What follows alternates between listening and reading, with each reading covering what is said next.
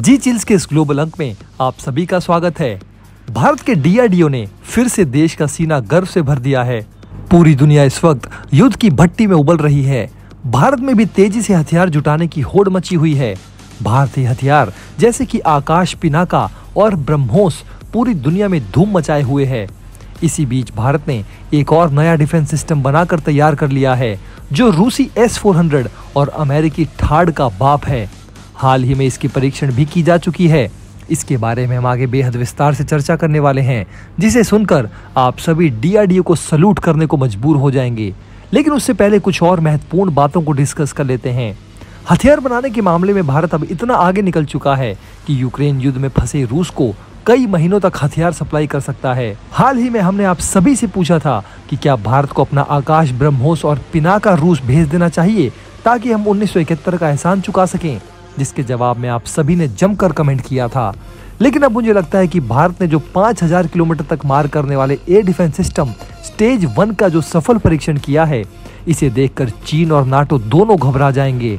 पाकिस्तान की तो बात करनी ही बेकार है, क्योंकि वो चीन की रोटी पर ही सांस ले रहा है। भारत के इस स्वदेशी मिसाइल डिफेंस सिस्टम के तैयार हो जाने के बाद चीन और पाकिस्तान के ज्यादातर बैलिस्टिक मिसाइल कबाड़ साबित हो जाएंगे, हवा में ही धुआं हो जाएंगे। तो वहीं अगर रूस भारत से ये एयर डिफेंस सिस्टम खरीद लेता है तो नाटो के लिए मुश्किल बढ़ जाएगी।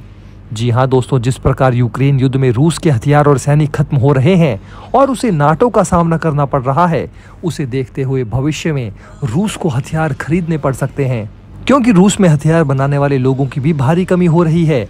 मैन पावर की भारी कमी हो गई है। ऐसे में रूस भारत में ही हथियार बनाने की फैक्ट्री सेटअप करेगा और भारत से हथियार खरीदेगा। इस तरह से भविष्य में भारत रूस से हथियार खरीदेगा नहीं, बल्कि उसे सप्लाई करेगा। आज भी हथियारों से जुड़ी कई इक्विपमेंट और कंपोनेंट रूस भारत से खरीदता है, जिसके कारण जापान और अमेरिका जैसे देश भारत पर प्रतिबंध लगाने की धमकी दे रहे हैं, और जापान ने तो लगा भी दिया है। आप में से कई लोग सोच रहे होंगे कि क्या अमेरिका के नाक के नीचे भारत रूस को हथियार सप्लाई कर पाएगा? तो मेरा जवाब है बिल्कुल कर पाएगा, क्योंकि भारत अमेरिका के लिए बेहद जरूरी देश है, जिसे अमेरिका किसी भी कीमत पर खोना नहीं चाहता है। अगर अमेरिका को भविष्य में चीन को काउंटर करना है तो उसके पास भारत से अच्छा कोई दूसरा विकल्प हो ही नहीं सकता। इसलिए वो भारत के सभी एक्शन को चुपचाप आंख बंद करके देखता जाएगा। हालांकि समय समय पर धमकी जरूर देगा, लेकिन कदम उठाने से डरेगा। अमेरिका भी ये जानता है कि रूस और भारत के रिश्ते 60 साल पुराने हैं, और अगर इस रिश्ते के बीच में अमेरिका ज्यादा इधर उधर करेगा तो फिर भारत को हमेशा के लिए खो देगा। ये बात अमेरिका को अच्छे से पता है कि रूस ने भारत पर कई बड़े एहसान किए हैं। यूएनएससी में रूस ने भारत के टुकड़े होने से बचाया हो, या अंतरिक्ष में उसने भारत को चांद तक पहुंचने में मदद की हो। रूस की मदद के कारण ही अंतरिक्ष में भारत की दिलचस्पी मजबूत हुई थी। लेकिन रूस का भारत के प्रति जो सबसे बड़ा एहसान है, वो हथियार सप्लाई का है। इस बात को पूरी दुनिया मानती है। अगर भारत के पास रूसी हथियार ना होते तो फिर हम पाकिस्तान के साथ कई जंग में बुरी तरह पीछे हो जाते। खास करके 1971 में जब भारत ने बांग्लादेश को आजाद कराया था, उसी वक्त हम रूसी हथियारों और समर्थन का एहसान कभी नहीं भूल सकते। इसी कारण यूक्रेन युद्ध के बाद भी कई लोग इस बात को मानते थे कि भारत रूस की आलोचना इसलिए नहीं कर रहा क्योंकि रूस भारत को कई दशकों से हथियार सप्लाई करता आया है और भारत की संप्रभुता की रक्षा करता आया है। लेकिन अब मोदी ने यूक्रेन जाने का फैसला करके सभी को चौंका दिया है, और वो 23 अगस्त 2024 को ज़ेलेंस्की से मिलने यूक्रेन के युद्ध क्षेत्र में जा रहे हैं। यूक्रेन के खार्किव क्षेत्र में एक तरफ बम बारूद चल रही होगी और वहीं दूसरी तरफ ज़ेलेंस्की और पीएम मोदी की मीटिंग चल रही होगी। इसके साथ ही पिछले महीने 2024 में भारत ने अमेरिका से तेल खरीदना बढ़ा दिया था और रूस से तेल खरीदना कम कर दिया है। भारत का एक्शन दर्शाता है कि हमारी विदेश नीति 100% स्वतंत्र है। इसी कारण हमारे प्रधानमंत्री जब चाहते हैं तो अमेरिका को नजरअंदाज करते हुए यूक्रेन युद्ध के दौरान पुतिन से गले मिलते हैं, और फिर बिना रूस से डरे सीधे यूक्रेन पहुंचकर ज़ेलेंस्की से मिलने जा रहे हैं। ये सब इसलिए संभव हो पाया है क्योंकि हथियार बनाने के मामले में अब हमारा देश आत्मनिर्भर हो रहा है। अब अगर हमें पाकिस्तान या चीन से युद्ध करना होगा तो हमें हथियारों के लिए दूसरे देशों पर ज्यादा निर्भर होने की जरूरत नहीं है। पहले की बात कुछ और थी। पहले अमेरिका हमें हथियार देना नहीं चाहता था, जबकि वो पाकिस्तान को हथियार देता था। वहीं हम पूरी तरह अपने हथियारों के लिए रूस पर निर्भर हुआ करते थे। लेकिन अब हमारा पोर्टफोलियो डाइवर्सिफाई हो चुका है और हम कई देशों से हथियार आयात करते हैं, जिसमें रूस के अलावा फ्रांस, अमेरिका और इजराइल भी शामिल है। लेकिन उससे भी बड़ी बात यह है कि भारत अपना प्रमुख हथियार खुद से बनाना शुरू कर चुका है, जिसमें लड़ाकू विमानों से लेकर मिसाइल और एयर डिफेंस सिस्टम तक शामिल है। आगे हम डिस्कस करेंगे कि कैसे भारत ने रूस के S-400, S-500 और अमेरिका के THAAD से भी धाकड़ एयर डिफेंस सिस्टम बनाया है और अब इसकी सप्लाई पूरी दुनिया भर में होगी।